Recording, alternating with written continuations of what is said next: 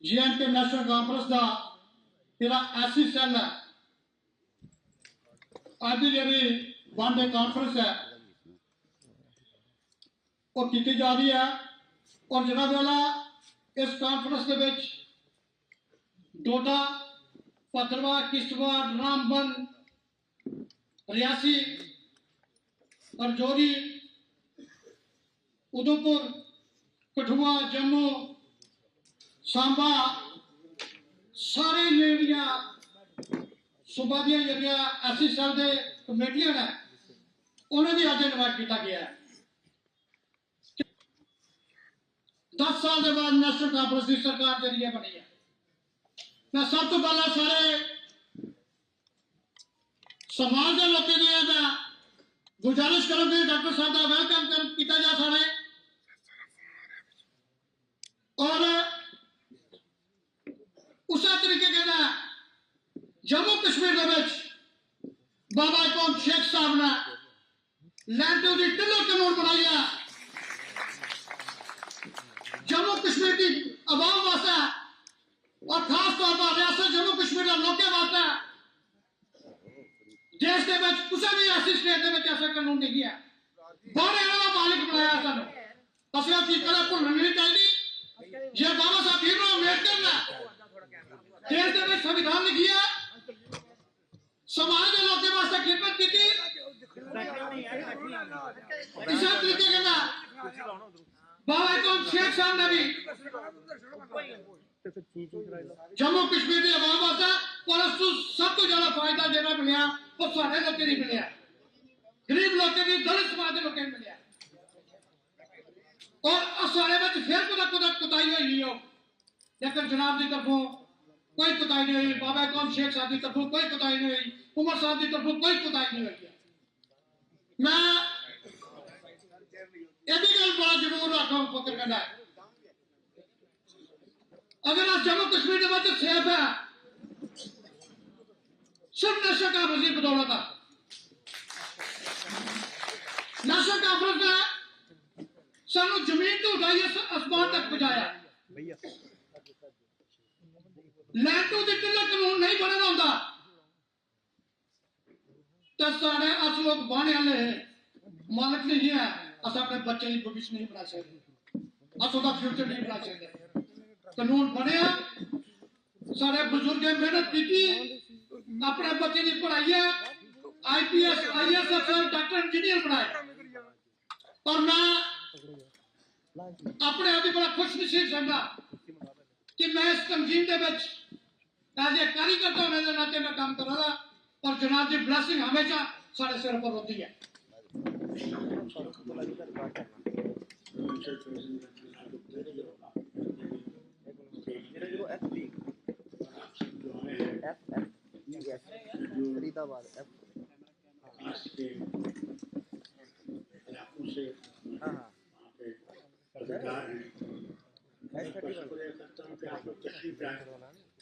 आजकल आप लोगों के भी बहुत मसरूफियत है काम बहुत है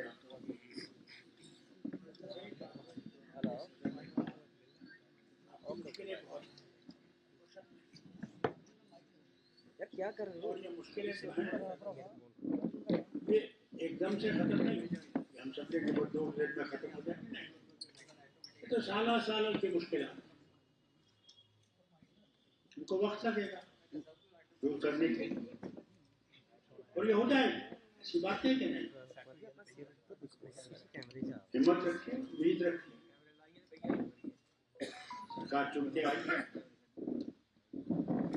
हमारी मुश्किलें दूर करने के लिए जम्मू से हो कश्मीर से हो हमारा तो वादा है कि हमने लोगों की जिंदगी को बेहतर बनाना बेकारी अथाली इनका मुकाबला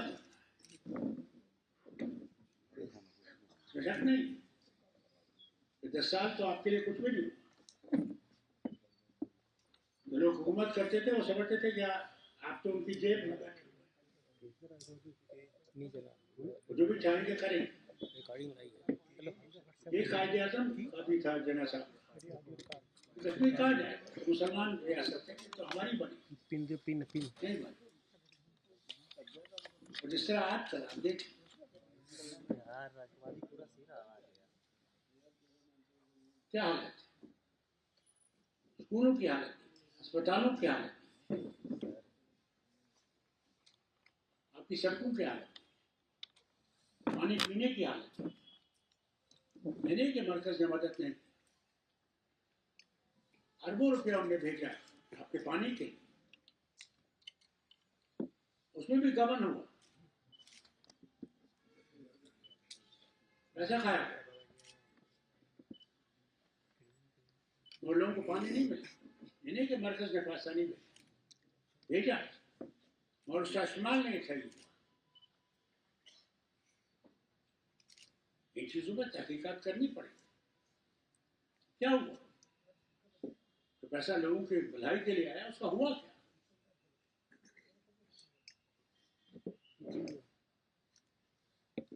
आपकी जमीनें हैं, तो आपकी जमीनें भी छूट से ले जाना है तो मुझे इस बात की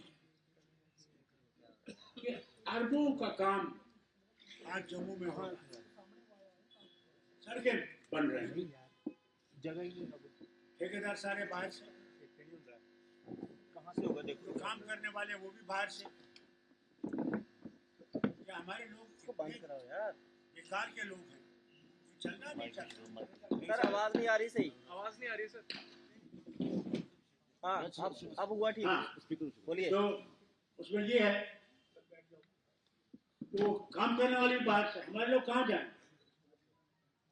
इतने बिजली के बहुत बड़े बड़े काम हो रहे हैं किश्तवाड़ के इलाके में, वहां भी सब काम बाहर से आने वाले काम करने वाले, और किसी ने इसकी तवज्जो नहीं। और ये देखिए यहाँ के ठेकेदार, क्या वो इतने बेकार हैं कि वो कुछ काम नहीं कर सकते? 20% आपको जमा करना है और कोई काम लेना है, कहां से होता? सरकार को उसको 5% का जाना पड़ा, यहाँ के ठेकेदार से काम कर सकते। यार ऑडियो तो ठीक कराओ। इतने काम हैं कि मैं बयान नहीं कर सकता। मेरे वक्त में पानी चिनाब से लाना था, क्योंकि जम्मू में पानी की कमी है, रबी में इतना पानी नहीं है। 200 करोड़ का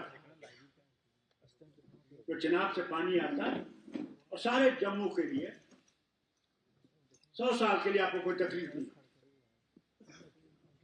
कुछ नहीं हो उसके बाद। आज तक वो स्कीम जो है कहीं भी नहीं। तो जम्मू में पानी कहां से आए?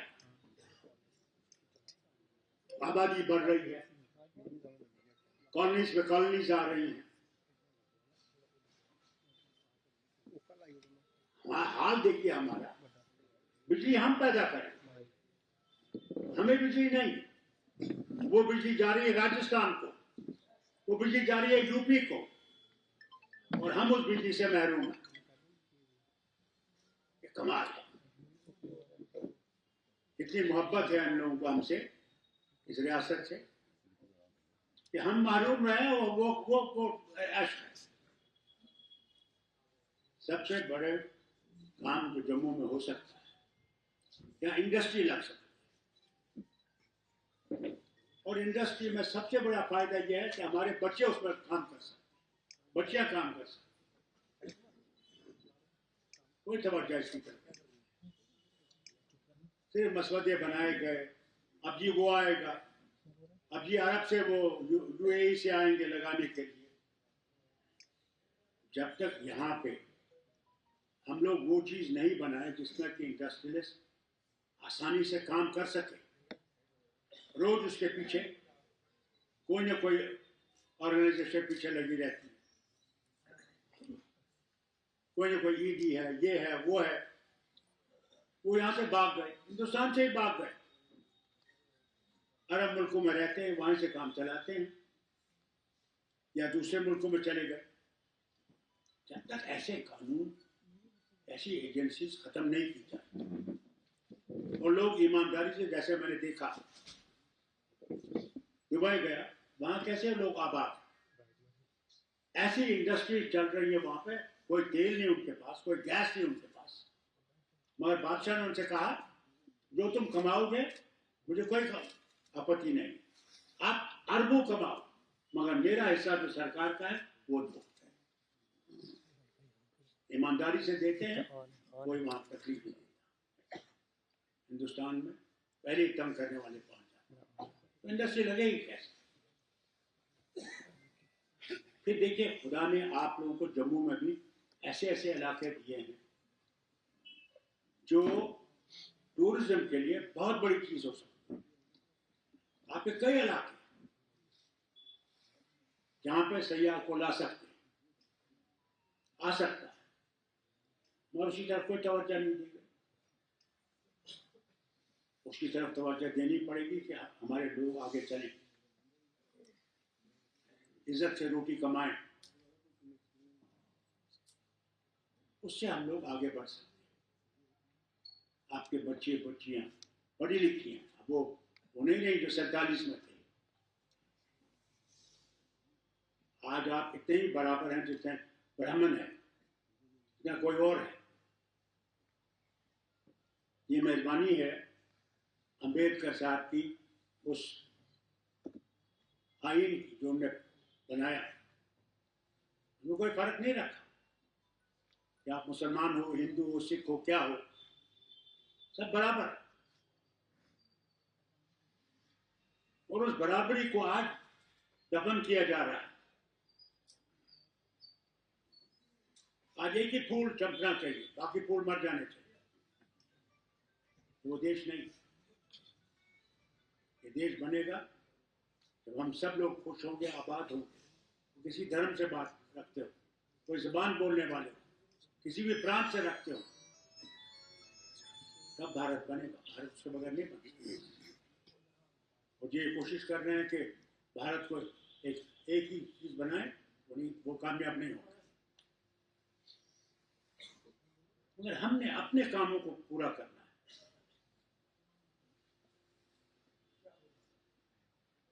ऐसी सेल है, अगर जब तक हम लोग इलेक्शन में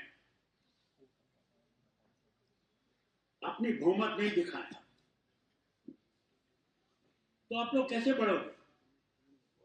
नहीं बढ़ सकते। आपने अपने लोगों को खड़ा करना है, पढ़े लिखे को। आपकी औरतों के लिए रिजर्वेशन है, उसको इस्तेमाल करना पड़ेगा पढ़े लिखे लाने के लिए।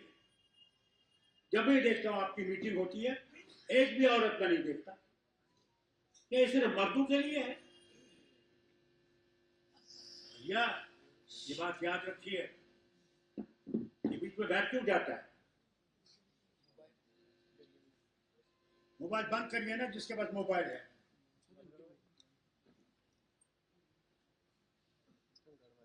जब तक हम ये नहीं समझे कि बहनें भी जरूरी हैं,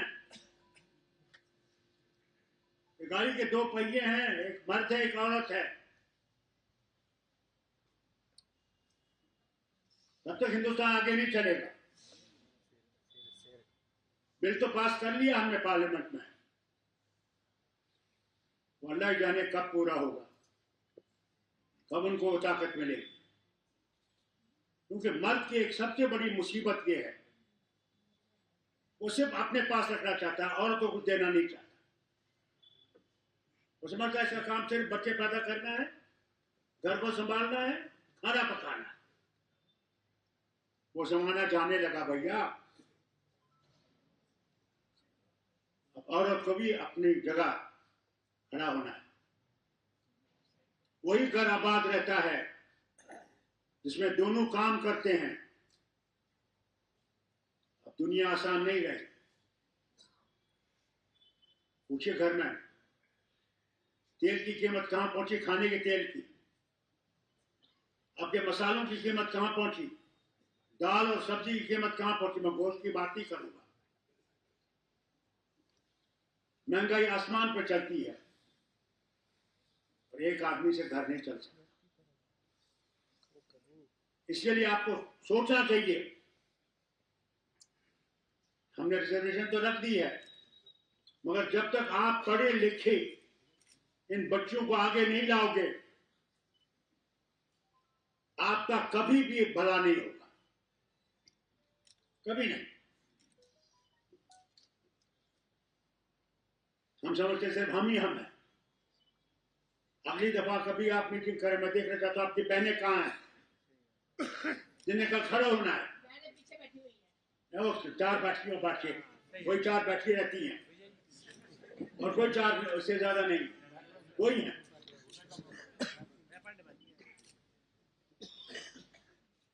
ये भी कोई और आगे नहीं रहा।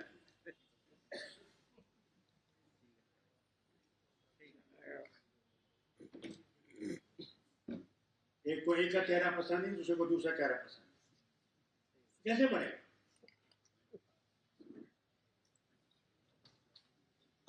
आपने अगर अपनी हिम्मत ताकत दिखानी है तो उसका शुक्र कीजिए कि आपके पास वो वोट है। मेरे वालिद कहते थे ये वोट जो है ये उनका खून है जिन्होंने भारत को आजाद किया, जिन्हें नहीं देखा कि जवाहरलाल 15 अगस्त को झंडा चढ़ाएगा लाल किले पे।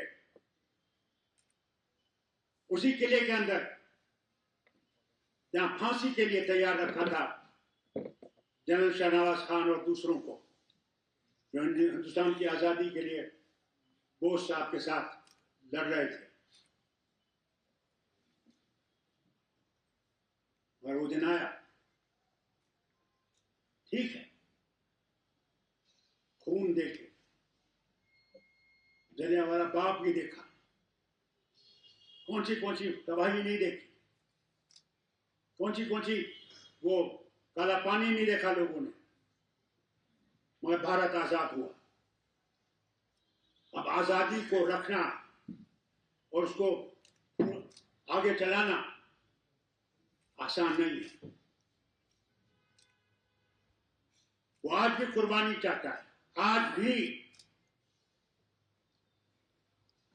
कि हम इस वतन को बचा सकें, इसको आगे ले जा सकें।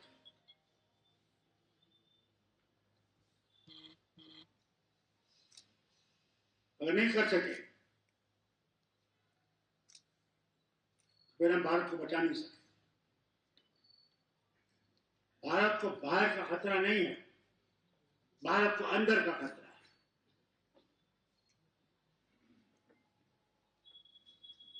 घर को डुबोने वाला अंदर का ही होता है, बाहर का नहीं होता। इसलिए इस घर को अगर मजबूत करना, पहले अपने आप को मजबूत करिए, अपनी बहनों और भाइयों को मजबूत करिए। वो कॉन्फ्रेंस से नहीं होता, लोगों में जाके होता है। लोगों में जाना है, लोगों को बताना है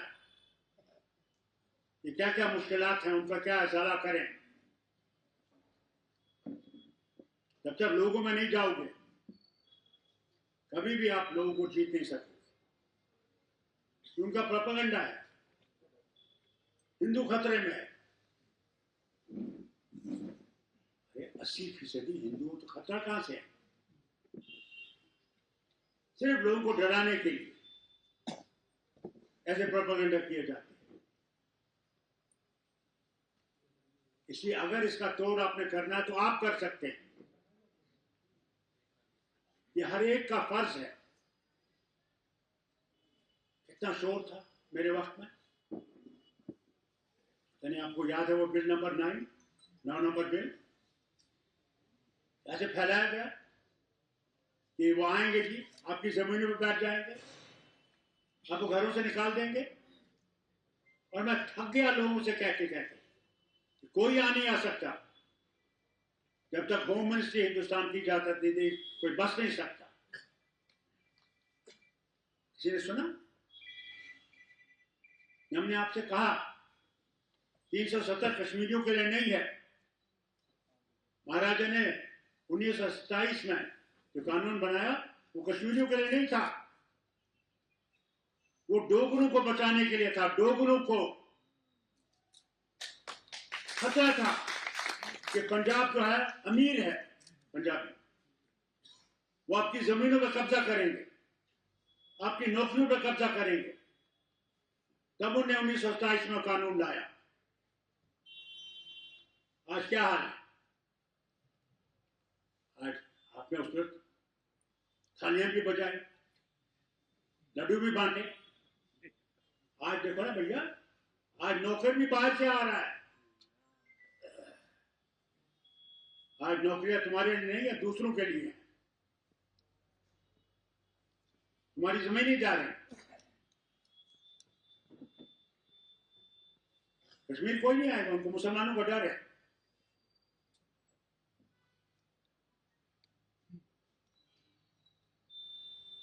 से सोचो, तुमने खोया क्या और पाया क्या। बार बार हमने बोला,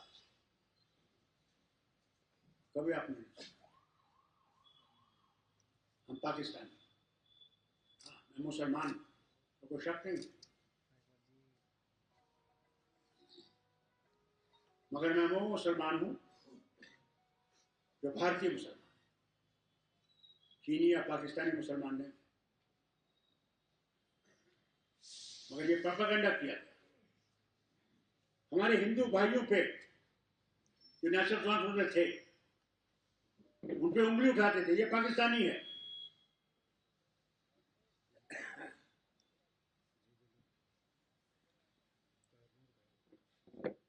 और किसी ने सुना नहीं, सब ये समझते रहे। शुक्र है खुदा का, 75 साल के बाद लोगों को समझ आया, नहीं, नेशनल कॉन्फ्रेंस हमारी जमात, लोगों की जमात।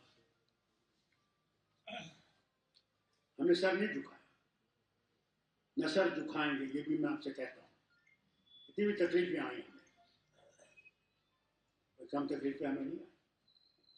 मेरे वालिद को कम तकलीफ है, अपनों ने तकलीफ,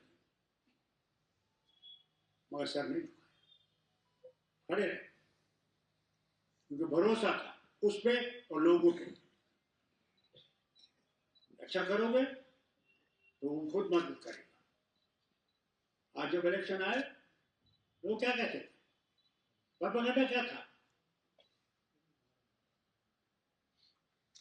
हम हुकूमत बना लेंगे, हम यहां राज करेंगे। ये तो सब जगह कहा उन्होंने, कहां है वो?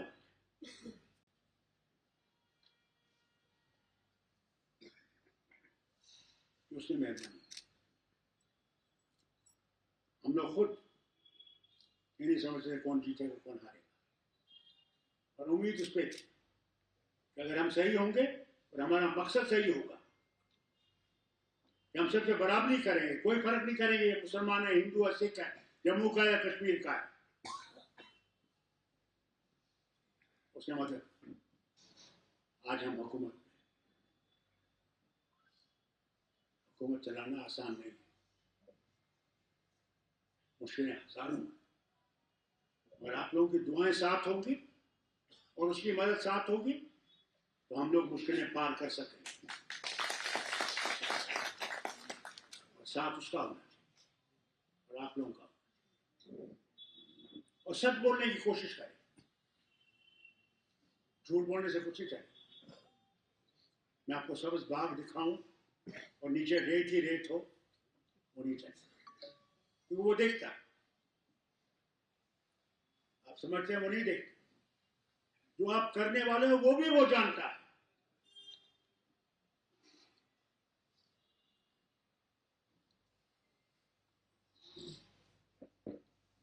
हम समझते हैं वो नहीं देखता, हम लाइट बंद कर देंगे, हम बदमाशियां करेंगे, शराब पिएंगे, वो नहीं देखता, हर चीज को देखता। इसलिए अपने आप को ठीक करने की कोशिश करें और सच्चाई से चले, यानी मुंह पे दिखाएं हम नेशनल कॉन्फ्रेंस ही है, वोट दें फूल को। मैंने वो भी देखा, आज बड़े आ रहे हैं नेशनल कॉन्फ्रेंस शामिल होने के लिए, क्योंकि शहर जैसा शहद के लिए मक्खियां आती हैं ना, इस तरह आज आ रहे हैं, इधर से भी, उधर से भी, यहाँ से भी, वहां से भी। और जो ये शहद खत्म हो जाएगा, वो फिर वह भाग जाएंगे। वही रहेंगे जिन्होंने सचमुच इस जमात को समझा है और इस जमात के साथ अपनी कुर्बानियां दी हैं, वही रहे। बड़ी कोशिश की इन्होंने हमारे लोगों को तोड़ने की, बड़ी कोशिश। मुफ्ती साहब के वक्त में इसको खरीदेंगे, उसको खरीदेंगे, और जिसका ईमान सही था वो नहीं बिका। नहीं, मैंने अपने साथ वादा किया अपने खुदा से कि मैंने इस जमात के साथ रहना है। इसे आप सबसे कहता हूं, उनको सीने से लगाइए जिन्होंने कुर्बानियां दी हैं इस जमात के लिए आज तक और आगे भी देंगे। उन वक्ती बटेरों को जरा आराम से रखिए। बसे बटेर जाएंगे ना खाने के लिए, उनको वहां रखें, कमा दीजिए, दरवाजा खुला है, मगर जरा उनसे ज्यादा प्रेम कीजिए जिन्होंने आपके लिए कुर्बानियां दी। तब ये जमात आगे बढ़े। हम क्या करते हैं, अपनों को मारो धक्का, उन लोगों को लगाओ गले, उसे जरा दूर, तब इस जमात को मजबूती आएगी। और आपस में लीडरों से कहता हूं, यहां बैठे हुए, आपस में इत्तेहाद इत्तेफाक रखिए। ये नहीं कि एक दूसरे की टांगे काटे, उससे डरे करें, उससे हम अपने आप को कमजोर करते हैं। उस कमजोरी से हमें दूर रहना और दरवाजे खुले रखे, अपने फोन खुले रखे। अगर हम ये नहीं रखेंगे हम लोगों के सामने खड़े नहीं हो सकते। सुनिए, नहीं कर सकते, ठीक, सच्चाई से सब बोलिए, भैया मुझसे नहीं होगा, लारे लपे दे तो निजी हम कर लेंगे। वो बेचारा बूट अपना सड़ा रहा है, उन्हें साफ कहिए उससे, भैया ये मेरे तक इसमें नहीं समाप्त, ये मत कहिए हाँ जी मैं कर लूंगा, या फिर अपने आप को धोखा दे रहे हैं, उसको भी इसे डरे। और कॉन्फ्रेंसेस कम कीजिए। आज काम कॉन्फ्रेंसेस का नहीं, आज काम है लोगों में जाने का, घर घर पहुंचने का, उनको समझाने का, उनकी तकलीफ को सुनने का। मैं क्या बताऊंगा, मैं कल एक क्या गया, गरीब ने बुलाया, मैंने कहा मैं चला, मैं पूछा थी क्यों, हर एक खून से कमजोर, जिसे हम अंग्रेजी में अनीमिक कहते हैं। कल क्या करेंगे, काम नहीं कर सकते, सांस ले, कल वो मां बने, कैसे बने, उसी में मर जाए। किसी ने इसकी तरफ नहीं देखा। आपसे कहता हूं, मेहरबानी करके अपने बच्चों की तरफ देखें, उनकी तरफ तवज्जो दें, उनके खून का टेस्ट कराएं, और कमियां हैं तो उनको पूरा करिए। पहले नियामत है किसी घर में, और ऊपर वाला बच्ची देता है तो याद रखिएगा वो आपके लिए बड़ी मेहरबानी कर रहा है। जिसके घर में बेटी नहीं है, मैं समझता हूँ वो सबसे बेचारा लाचार है। किस तरह बेटी मोहब्बत करती है माँ बाप से, मैं नहीं समझता हूँ कि भाई उतनी मोहब्बत कर सकता है। इसे उसकी इज्जत कीजिए।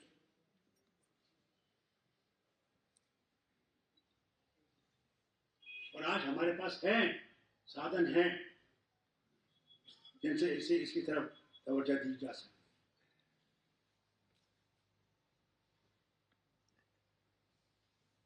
और ये नहीं करेंगे तो फिर हमारा फायदा क्या है।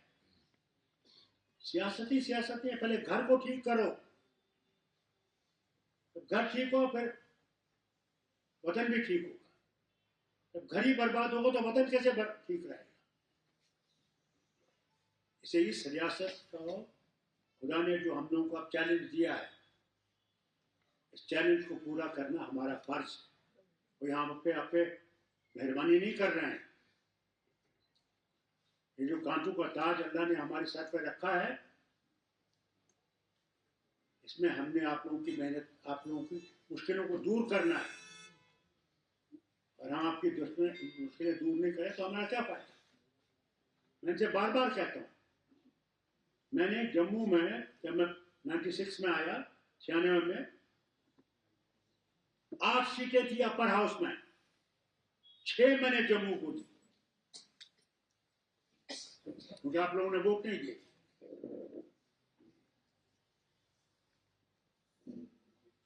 आप यहां से ये आए थे तो चार और चारों को मिनिस्टर बनाया सर, 8 को बनाया, 8 4 की जगह 8 को बनाया। और कमाल ये देखिए, मैं एक शेड्यूल कास्ट को मैंने बनाया था। मैंने क्या देखा, सड़क उसी के घर की तरफ जा रही है, बिजली भी उसी के घर की तरफ, पानी भी उसी के घर की तरफ। क्या फायदा दिया उसने आपको? इसलिए उस लीडर को लाओ जो पहले आपका सोचे फिर अपने घर का सोचे। वो लीडर नहीं है तो पहले अपना सोचेगा फिर तो आपका सोचेगा। उसी में ऊपर वाला कामयाबी बख्शता है। मैं उम्मीद करूंगा रोशन करेंगे, लोगों को आगे चलाने की कोशिश करें, जोड़ने की कोशिश करें और सच्चाई सामने रखें। ये हमारा काम। और मैं आपको यकीन दिलाना चाहता हूं, हमारा काम है खिदमत करना। अल्लाह करे कि हम वो खिदमत कर सकें। मैं 90 पे पहुंचने वाला हूं और ऐसी ताकत उसने मुझे बख्शी है। मैं आज भी उसी की मेहनत से, उसी की मेहरबानी से आप लोगों को सोचता हूं, आपके बारे में। और क्या लेना है, जाना तो उसी के पास। हम भूल गए वो है, आए भी उसी से, जाना भी उसी पर। कौन हिंदू बना, कौन मुसलमान बना, कौन सिख, कौन ईसाई बना, उसके हमें आपस में भाईचारा रखना है। अगर हम लोग भाईचारा नहीं रखेंगे तो हम इस रियासत को और इस मुल्क को बना नहीं सकते, वतन को बना नहीं सकते। उस भाईचारे को पैदा करने की कोशिश कीजिए, वही हमारा सबसे बड़ा फर्ज है। नफरत की जो आग आजकल लगी हुई है, इस नफरत को आप लोगों ने देख दिया, दफन कर करें। जाने से पहले मैं उस वतन को देख सकूं, शेखाब, गांधी, नेहरू और अब्दुल्ला ने देखा। सचमुच ये वतन चमके, आगे तरक्की करे, सूरज जैसा चमके सारी दुनिया तो होगा जब हम वो मेहनत करें। फिर से अपने लीडरों से क्या अल्लाह का शुक्र है तो आपने उसको सादत बख्शी है आपको कि आप लोग इन लोगों के काम, इन लोगों की मुश्किलें दूर करें। और मैं उम्मीद करता हूँ, दुआ करता हूँ आपको वो हिम्मत दे, वो रास्ता दिखाए। और खासकर हमारी बहनों को इधर बाहर निकले, दफ्तर में बैठ के कोई काम नहीं होता, बाहर निकले, गाँव में जाए, गाँव में बहनों से बात करें, बहनों घर से निकालें,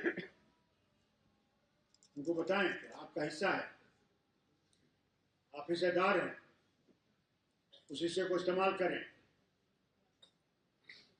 और कल जब इलेक्शन आए उसमें मैं देखना चाहता हूं कि हमारी बहनें आगे आगे हों। और आपसे कहता हूं, अच्छे लोगों को चुनिए, बाकी खुदा तक है, क्योंकि आज तक कोई मशीन नहीं बनी है। जैसे एक्सरे है, उसमें इंसान को डालेंगे तो भैया ठीक रहेगा या नहीं रहेगा, वो मशीन नहीं है।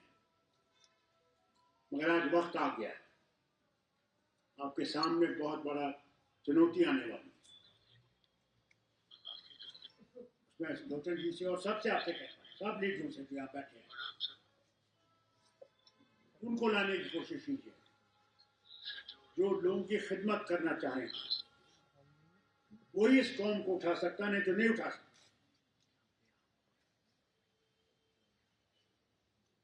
आपकी कौम में बहुत तकलीफें देखी हैं, बहुत। 47 से पहले आप लोगों को हकारत से देखा जाता था। आज भी वो दूर नहीं गया, ये मत समझना दूर गया है। आज भी वो है लोगों के दिलों में।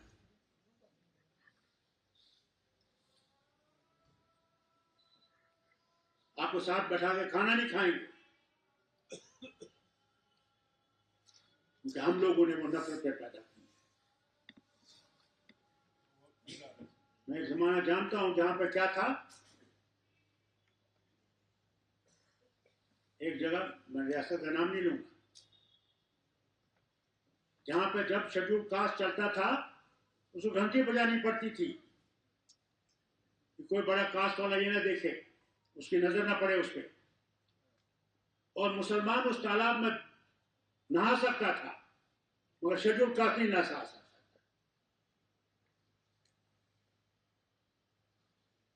तब अल्लाह ने अम्बेडकर जैसा आदमी भी, उसको भी अपना धर्म बताना पड़ा। वो शेड्यूल कास्ट था, उसको गोद बनना पड़ा कि वो इज्जत से रह सके।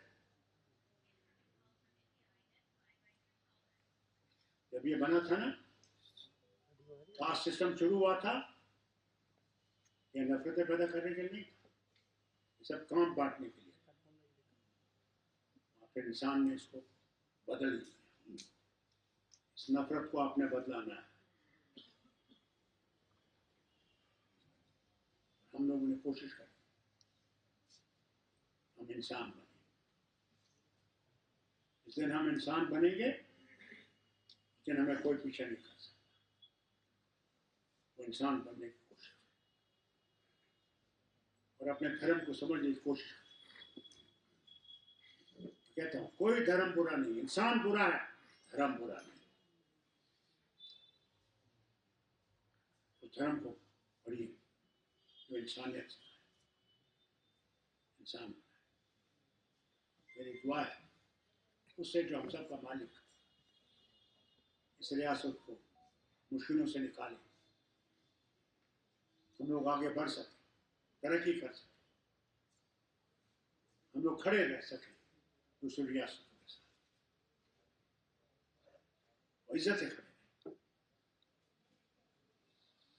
और अल्लाह आप लोगों के घरों को आबाद रखे, आपके बच्चे बच्चियों को आबाद रखे, हमें मुश्किल से निकाले। और तैयारी कीजिए, इलेक्शंस की तैयारी कीजिए।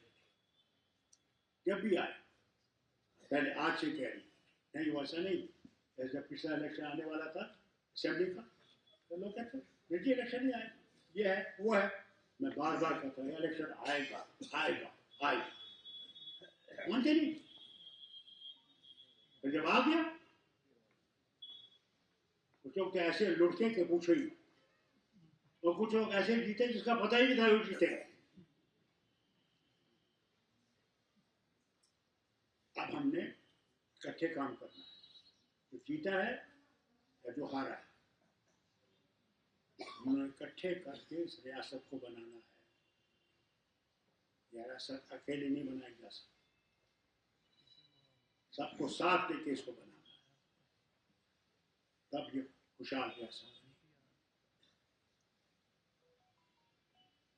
डॉक्टर साहब आपका, आपके सारे साथियों का जो इनको आपने बुलाया, जो अपने तकलीफ में छोड़कर आ गए, हम आपके साथ हैं, हर वक्त थे, हर वक्त रहेंगे। इस उम्मीद से मैं आपसे इजाजत देता हूं। बहुत बहुत शुक्रिया।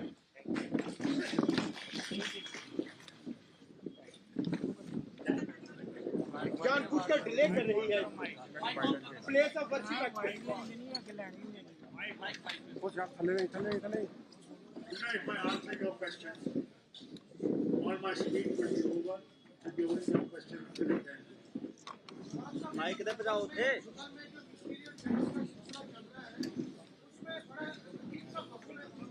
यार थल्ले करो माइक भैया मुझे इसके बारे में कहने की जरूरत है। चीफ मिनिस्टर ने कल ही वहां से किया और क्यों आप पूछ रहे थल्ले करो यार माइक पूरा हैं?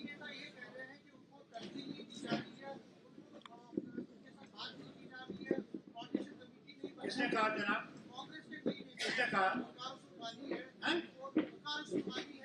उनके मीर साहब ने भी ये कहा कि जो कोऑर्डिनेशन है वो इतनी ज्यादा मजबूत नहीं है।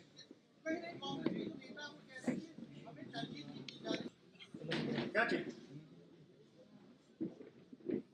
वो कहते हैं कि गठबंधन का फैसला जो फायदा क्या है कि हमारी बात नहीं की जा रही, हमें से सलाह मशवरा नहीं किया जाता है और जो नेशनल मीटिंग है या सरकार तो कह रहे हैं Government knows what to do.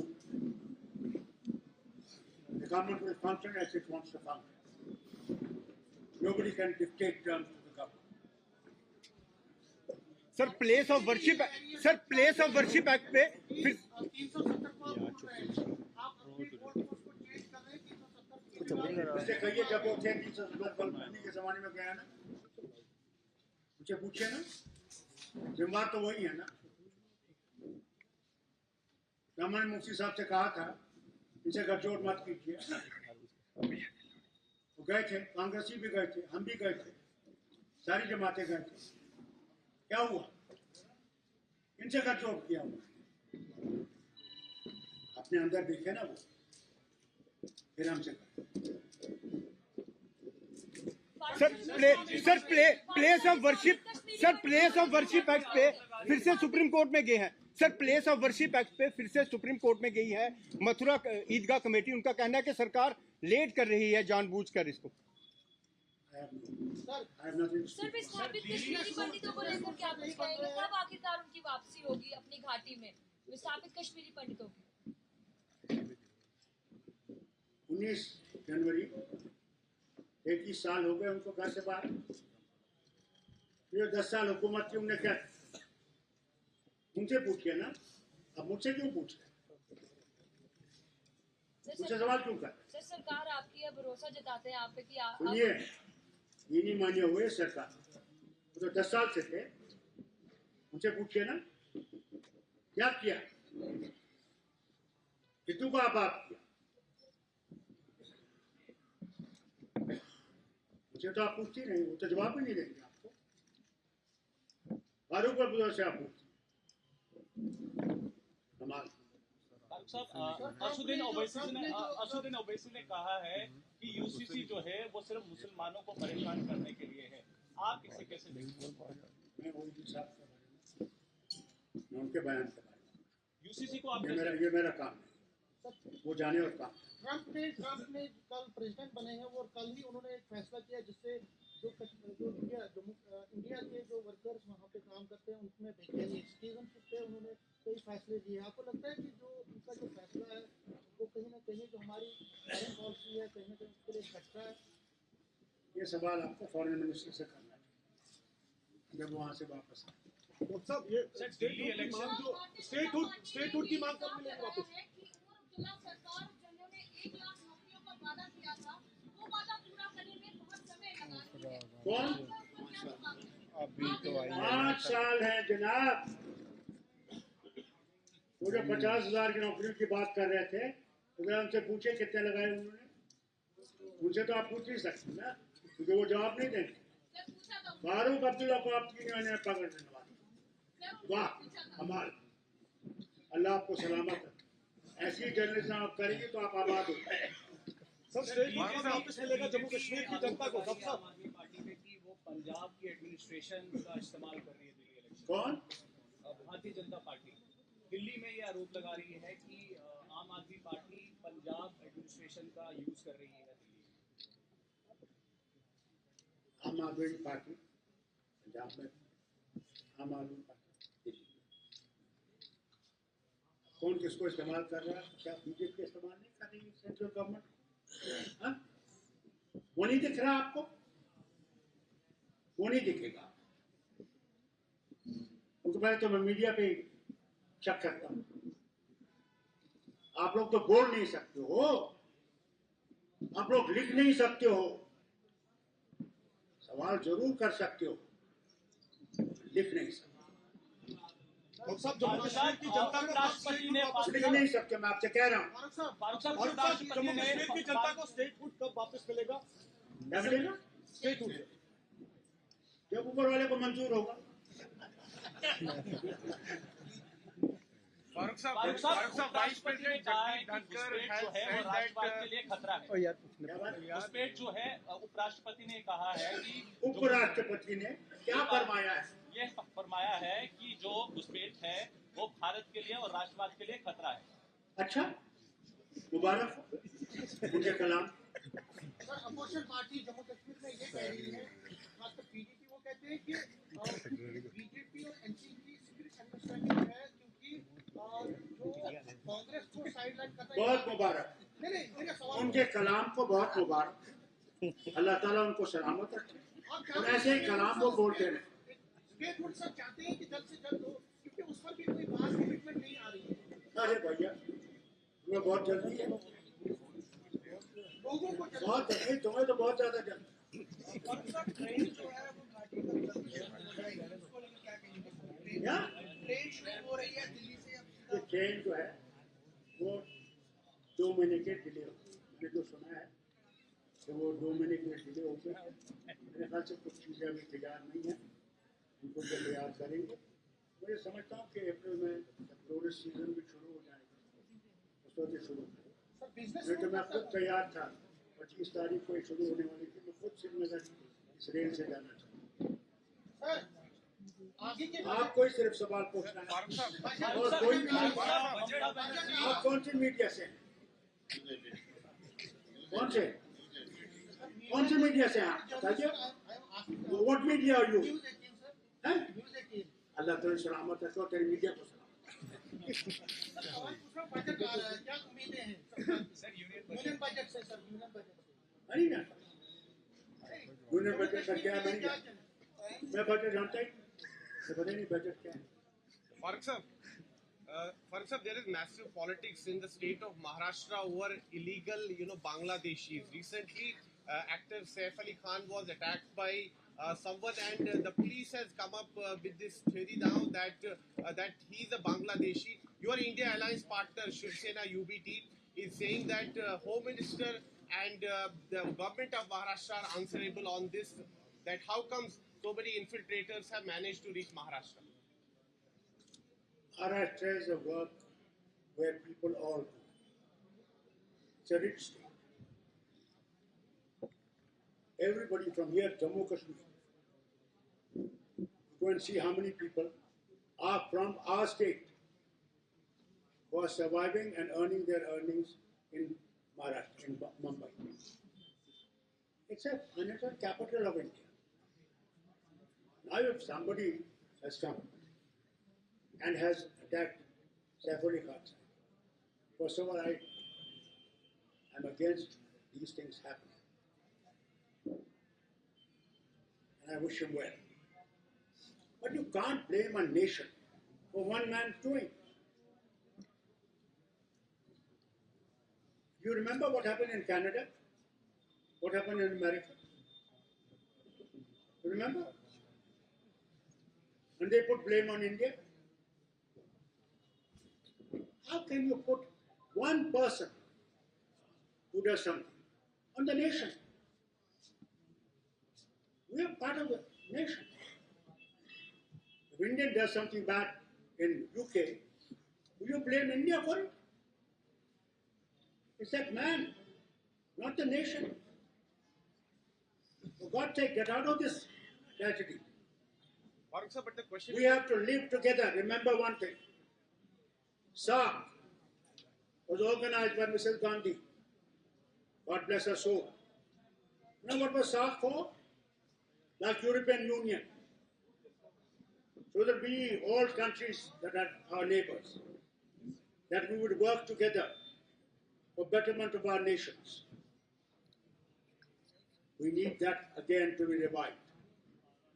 Farooq sir, but the question is that large number of illegal Bangladeshis have Sir, registered. That's what. how many illegal Indians are in America? Tell me. How many? He has given you figures, Trump. Huh? What do you call that? क्या बोलते हो यार? आज इंसान अपनी पेट के लिए किस दुनिया में नहीं जाता, वो अपनी इज्जत के लिए कहाँ कहाँ नहीं घूम रहा। अरे मुल्कों में देखिए कितने हमारे बाशिंदे वहाँ हैं, काम कर रहे हैं कि घर बच सके, यहाँ घर चल सके। वो भूल जाते हैं हम लोग सिर्फ नफरतें पैदा करने के लिए नहीं हैं। और आप मीडिया से कहना चाहते हैं नफरतें कम पैदा कीजिए, मोहब्बतें ज़्यादा बढ़ाने की कोशिश कीजिए। अगर हम नफरतें पैदा करते रहेंगे तो हम मुल्क को बचा नहीं सकेंगे। पहले अपने अंदर झांको, फिर दूसरे सवाल। थैंक यू फारूक साहब, ममता बनर्जी जो आरकेजे मेडिकल कॉलेज के अंदर बच्ची के साथ जो वहां पर बलात्कार हुआ था, ममता बनर्जी वो कह रही हैं कि उसको लेकर, उस मामले को लेकर हाई कोर्ट पहुंची है और संजय राय को कह रही है कि सजाए मौत होनी चाहिए। सुनिए, मैं तो ममता बनर्जी नहीं, मैं बंगाल का हूँ। वो जानती है उसको क्या करना, वो जाने और अपना काम जाने, उसको अपना काम करना। आपको लगता है कि दोषी को सजा होनी चाहिए? देखिए साहब, मैं नहीं जानता ये काम उसका है, उसकी रियासत है। Thank you sir, thank you.